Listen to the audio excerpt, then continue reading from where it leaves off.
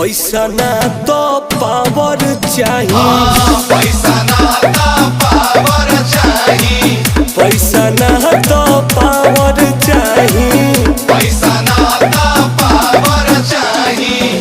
हमारा में दोसर हो कौन रे?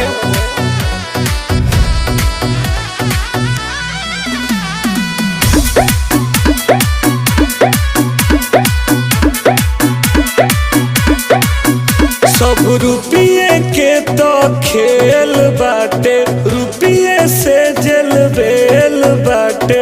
भैया के आगे सब फेल बाटे, सीधे अंबानी से मेल बाटे। एकदम सही कहता हूँ भाई। हमारा से कौन बरिया